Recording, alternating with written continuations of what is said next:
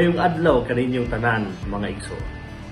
Salamat kayo sa inyong paghatag og panahon aron maminaw na ining lektura. Karong adlaw maghisgot kita sa usa ka hilabihan ka importante nga paagi sa pagtuon sa Biblia. Ang biblical hermeneutics. Kung ikaw usa ka Kristiyano nga nagbasa sa Biblia, bisan wala ka kahibalo niini, nag-interpret na kadaan. Ang tumong niini nga lektura mao ang pagtabang nato nga masabtan kung unsaon nato pagbasa o pagsabot ang mga pulong sa Dios sa sakto, klaro o matinud-anon nga paagi. Nganong magtuon tag hermeneutics? Sa dili pa ta mosulod sa detalye, ato una nga pangutan-on ang atong kaugalingon. Ngano man nga kinahanglan pagayud ta magtuon og hermeneutics. Pareho ta nagbasa sa Biblia, pareho ta nagtuo kang Kristo.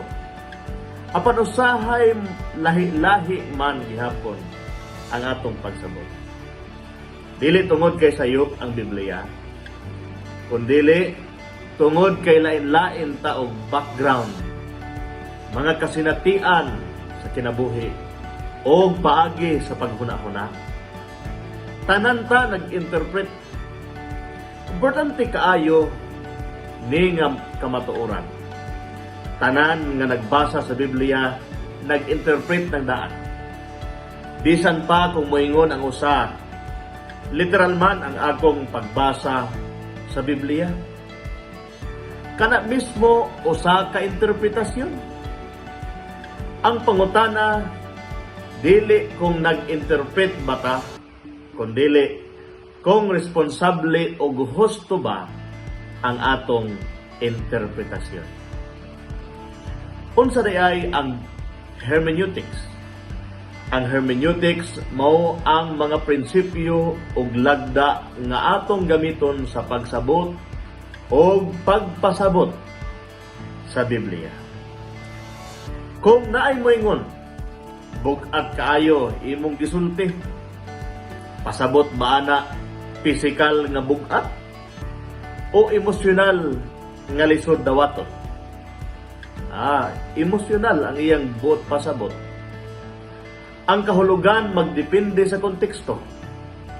Nga sabton unsa gayod ang gipasabot sa teksto, dili lang unsa ang atong gusto nga ipasabot. Adunay tutulo ka importante kaayo nga mga pulong nga kinahanglan mailhan nato. Una, hermeneutics. Hermeneutics, mga lagda sa pagsabot. Ikaduha, exegesis. Kuhaon ang kahulugan gikan sa teksto. Ikatulo, eisegesis. Ipugos ang kaugalingong ideya sulod sa teksto. Kinaugalingon kana nga pagsabot. Ang exegesis mao ang sakto ug matinud-anon nga paagi. Ang eisegesis mao ang kasagaran nga hinungdan sa sayop nga pagtulunan. Ngano? Kaya ang atong kaugalingon lamang ang atong gipa-interpretar sa maong teksto. Nganong lisod usahay sabton ang Biblia? Usa ka rason nganong lisod sabton ang Biblia. Tungod kay wala kini gisulat sa atong panahon, apan sa karaan nga mga panahon. Ang Biblia gisulat sa karaang pinulungan, sa lain o lahi nga kultura, sa lain o lahi nga kahimtang sa kinabuhi. Pananglitan, mga magbalantay sa karnero naabana sa atong kapanahonan karon, mga sakripisyo o paghalad ngadto sa templo naapabana sa atong kapanahonan karon, kana anaa sa kakaraanan nga kapanahonan o karaan usab nga mga balaod. Kung wala tay hermeneutics, sayon ra kaayo nato basahon ang Biblia nga murag modernong libro og didto magsugod ang sayo. Ang hermeneutics mao ang tulay tali sa karaan nga teksto og sa atong kinabuhi karon. Kung walay tulay, dili moabot ang mensahe. Mawala ang tinuod nga kahulugan o pagpasabot, but ipasabot ni. Unsay atong gidalas pagbasa sa Biblia? Walay tao nga walay daang huna-huna kung magbasa sa Biblia. Adun siya'y background daan sa iyang pagbasa sa Biblia. Posible gikan sa iyang tradisyon, posible gikan sa iyang simbahan nga gipasakupan, o kultura nga atong gidak-an, o baka personal nga kasakit sa kinabuhi o mga kalipay sa kinabuhi. Kung dili nato bantayan, kita ang magbuot sa Biblia imbis nga ang Biblia mao ang mubuot sa atong kinabuhi. Hinungdan nga importante kaayo ang konteksto. Usa sa pinakadako nga sayop sa pagbasa sa Biblia mao ang pagkuha sa usa ka bersikulo nga nag-inusara. Pananglitan, moingon, ayaw paghukom. Ang uban literalon nga murag bawal na ang pagtul-id o pagsaway o pagtudlo. Pero sa tibuok konteksto, ang gipasabot di ay mao ang hipokritong paghukom, dili ang matarong nga pagtudlo o pagsaway. Sama ra ni sa chat messages. Kung kuhaon ang usa ka linya, lahi gyud ang pasabot, lahi ang masabtan sa nagbasa, lahi ang masabtan sa uban. Mausab ang Biblia. Busa basaha kanunay ang before ug after. Matag teksto adunay nagkalain-lain nga genre or genre. Dili tanan teksto sa Biblia pareho.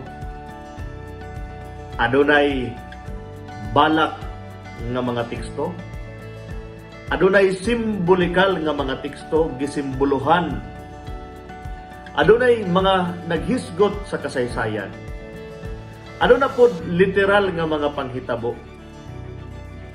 Adunay mga sambingay nga daw lisod og laom nga mga mensahe lisod sabto. Ang Ginoo mao ang atong bato. Sampol.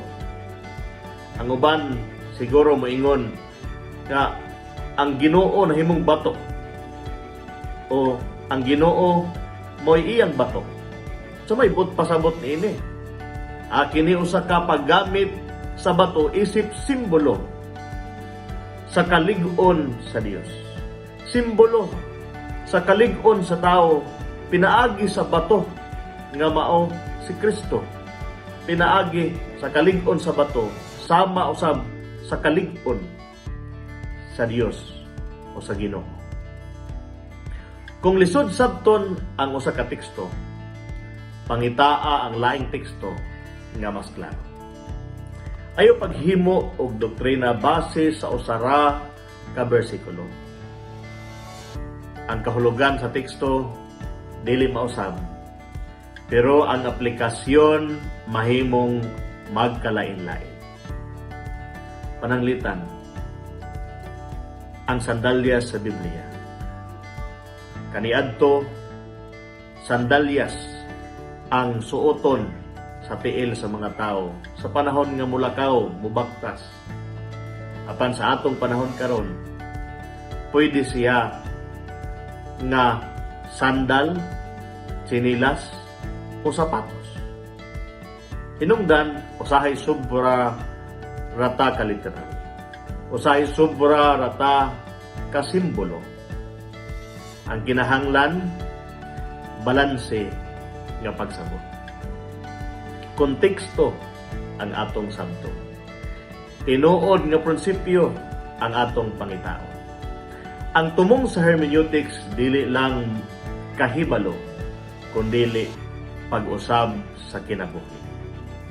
Kung sakto ang pagsabot, sakto sab ang atong nasabtan, sakto ang atong buhaton, nasubay ang atong himuon diha sa konteksto sa Biblia.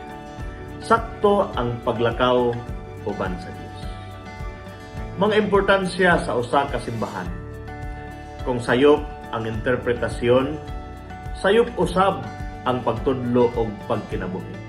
Hinungdan nga daghan ni gawas karon nga mga simbahan nagkalain-lain pero nahiusa gihapon sa pagkakristyano apan managlahi og mga doktrina, managlahi og mga gibarugan, wala magkahiusa.